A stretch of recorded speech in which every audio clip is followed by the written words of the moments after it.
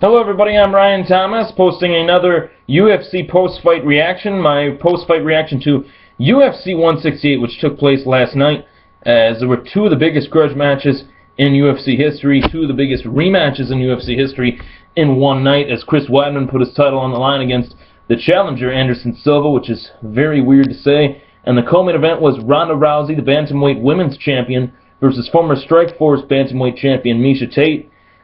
A lot leading into these two fights, as you know, there's so much history between all four of these fighters. The fact that they have fought before, obviously, and no bigger history than the main event, as Chris Weidman on July 6th, 2013 was able to pull off one of the biggest upsets in UFC history, knocking out Anderson Silva. People can call it lucky, people can call it whatever they choose. I, for one, have said a lot of things about Anderson Silva. I'm one of his harshest critics. And in a lot of my earlier videos back, a couple years back, when I first started posting videos on YouTube, I talked a lot about how Anderson Silva clowned a lot of his opponents that he'd fought. Guys like Forrest Griffin, guys like Stephan Bonner. Pretty much the majority of the Silva 16, that 16 is the 16 fighters that Silva faced and was able to beat all of them. Even in his fights against Chael Sonnen, he showed a bit of laziness, and that's what Chael Sonnen was able to expose and take him down, and expose that Anderson did not have good takedown defense. And Chris Weidman had something that Chael didn't have, and it's something you're born with, and that is punching power, and that was one of the reasons why Weidman was able to pull off the upset instead of Sonnen. That being said, so much promotional stuff going into this fight. The fact that, was Weidman's first knockout in the first fight a fluke? Could Anderson respond? And if Anderson responds, what is that? Where does he go from there? He's at 39 years of age. Where does Anderson Silva go from here as far as his career? He's already accomplished so much, coming from being that unknown challenger, going up against Chris Lieben, to demolishing Chris Lieben in 2006 and getting a title shot against the long-time middleweight champion at the time, Rich Franklin, and completely destroying Franklin the two times right off the bat he faced him.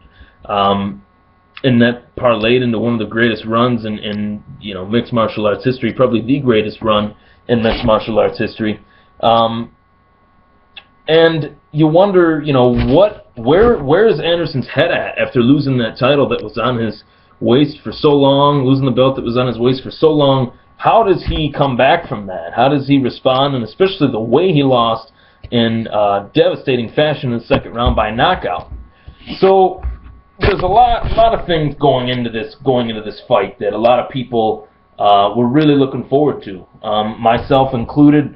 I was very adamant about the fact that I thought Chris Weidman would give him a great chance again, but in my pick'em, I did pick Silva to win the second fight. And I was wrong. I was dead wrong, and I was wrong in a way that I didn't think, and no one thought while watching the pay-per-view what had transpired. The first round, Weidman was able to dominate Silva. He even dropped him with a short right hand that landed on the side of Anderson's head and crumbled him to the canvas. Anderson had a Muay Thai clinch on Weidman, and with that, Weidman fell right into Anderson's guard and tried to impose his will. Anderson quickly was able to recover, but Weidman was able to really dictate the pace of that round, and I would not be surprised if all three judges scored that round for Anderson, but you never know. But definitely, that was Chris Weidman's round. Going into the second round, you didn't see the rah-rah-rah attitude from Anderson that you saw in the first fight. He was very quiet, calm, very reserved, and he almost was like looking around at the crowd like this, like just kind of looking around, like taking it all in. And it was very different the way he looked. His body language was strange, and that was something that I didn't expect. I expected him to be out there guns a-blazing, but he was very reserved, and he even, when he was introduced first as the challenger, even took quite a while to come out of his octagon, for his octagon walk, and that made Weidman have to, prepare longer.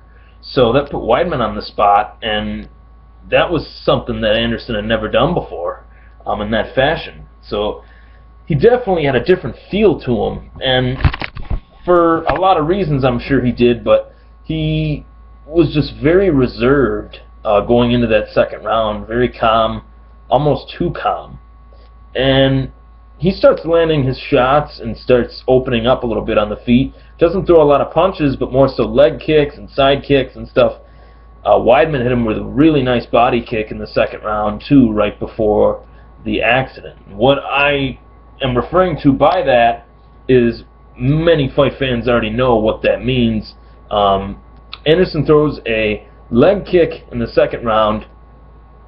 Weidman lifts his leg up, blocks it with his knee, and you hear a loud, like, sound, and Anderson crumbles to the canvas, and the fight stopped. And everybody's like, whoa, what the hell happened? Everyone in the bars or everywhere are like, whoa, that's it? Like that.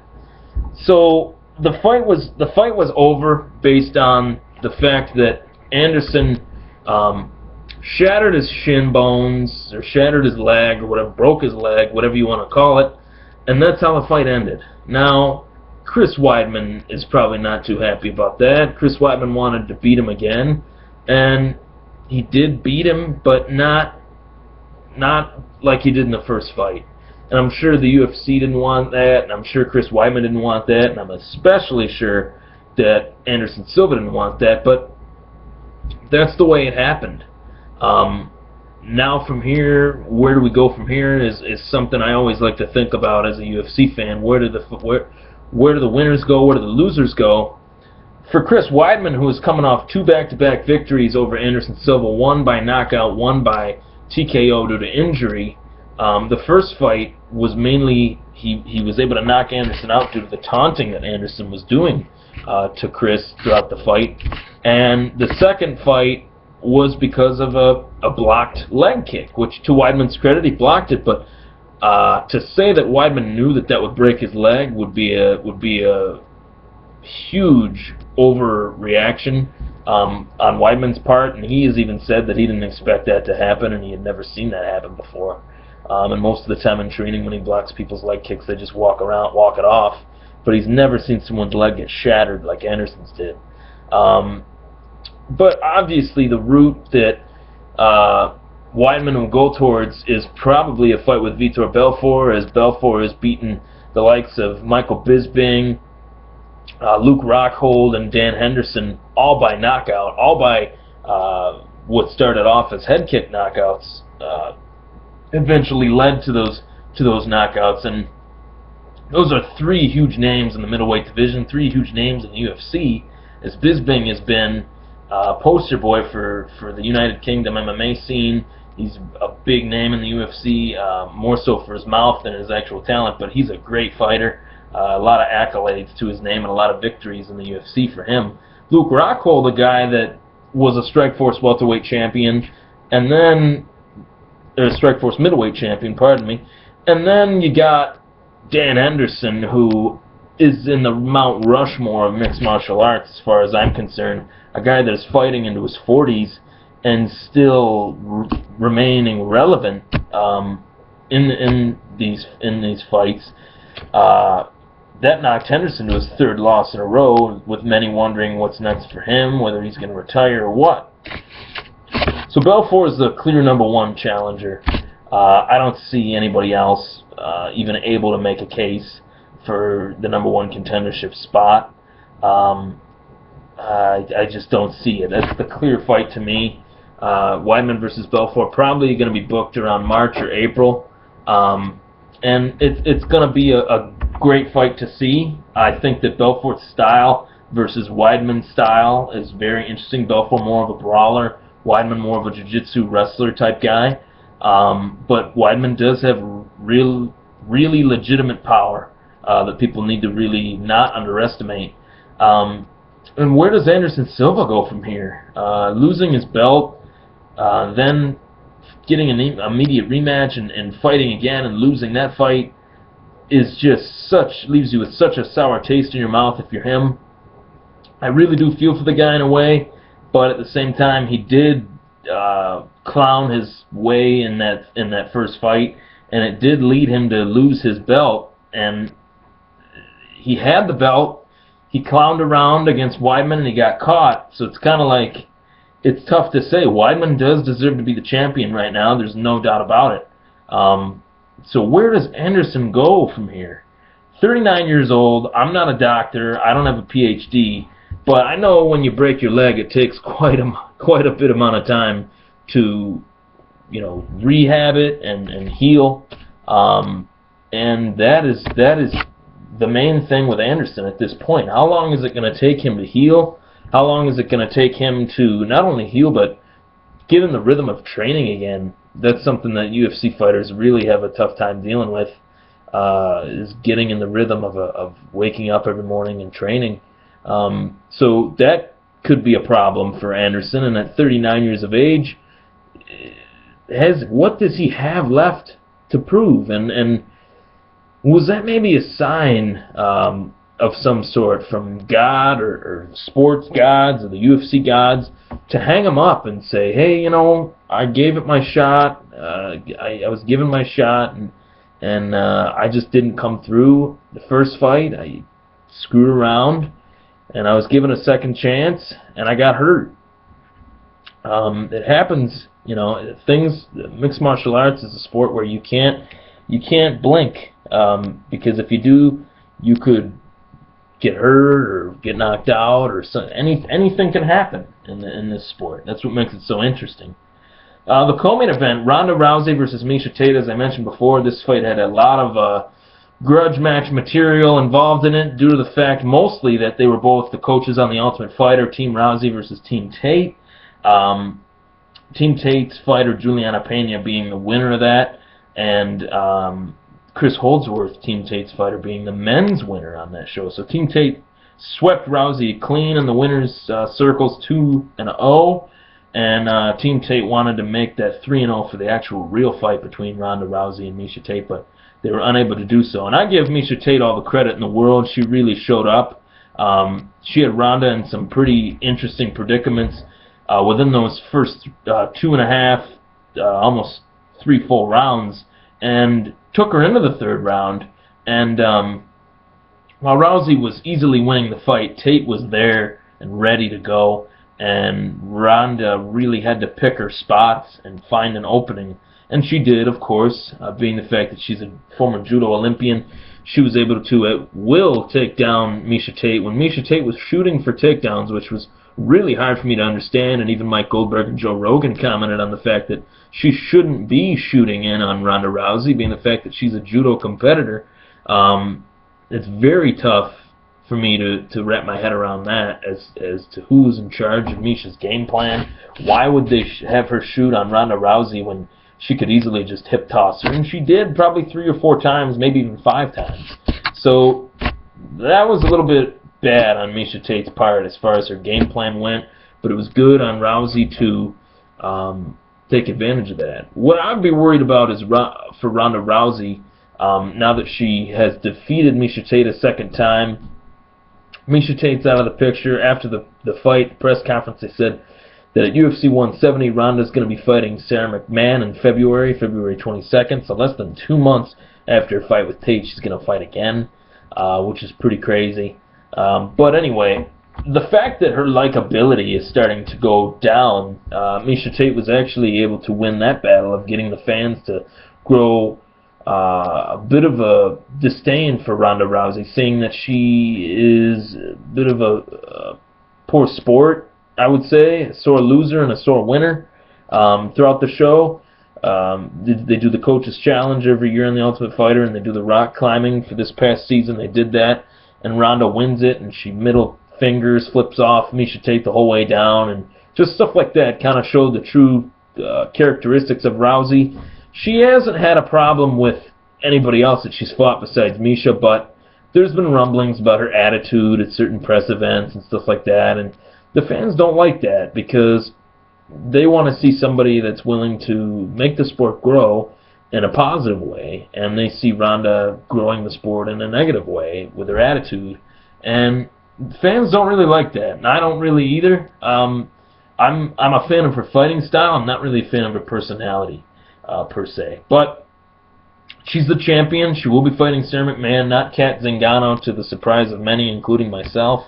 And we will see, what Sarah McMahon has in store for her. She's a long-time women's fighter, and she's got some accolades to her name, some names to her resume. So it'll be interesting to see what happens. It's good for the UFC that they can keep somebody in the star power within a close monthly range. Given the fact that Anderson is presumed to be out for a very long time. Cain Velasquez tore his rotator cuff. George St. Pierre retired. John Jones, who the hell knows what's going on with him? I haven't heard anything. I heard that he's fighting Glover Teixeira, but they keep pushing the card so he can heal from that whooping that Gustafsson put on him. But who knows what is going to happen as far as the UFC star power. The stars are realigning. There's now that GSP retired, there is a vacated welterweight title just hanging in the air, and Johnny Hendricks versus Robbie Lawler is on March 15th.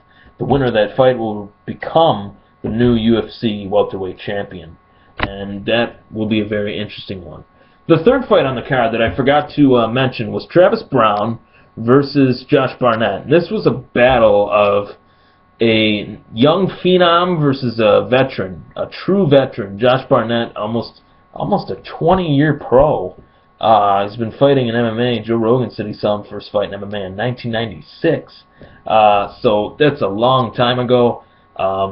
And it showed. We'll just say that. Travis Browne is a very decent fighter. He's got big limbs, big long legs. He's quick and athletic for a heavyweight. One thing that Travis Browne has shown is that he's got some crazy powerful elbows. And he showed that in his fight with Gabe Gonzaga, and he showed that in his fight with Josh Barnett tonight. Barnett was looking to get into a clinch war with Browne, and I didn't really necessarily agree with that, but Browne was able to get his underhooks in and then move his elbow backwards and drive his elbow into the side of the head of Barnett, and that quickly crumbled Barnett to the canvas, and that was all. It was in the first minute of the first round, and that was the fight. But Barnett definitely looking to make his name be known, calling out the likes of Fabricio Verdum after the fight. Verdum, supposedly the #1 contender. He might have to fight Browne in order to get to Cain Velasquez, and the winner of that will fight the champion. That's all I got for you guys. That's my UFC 168 post-fight reaction.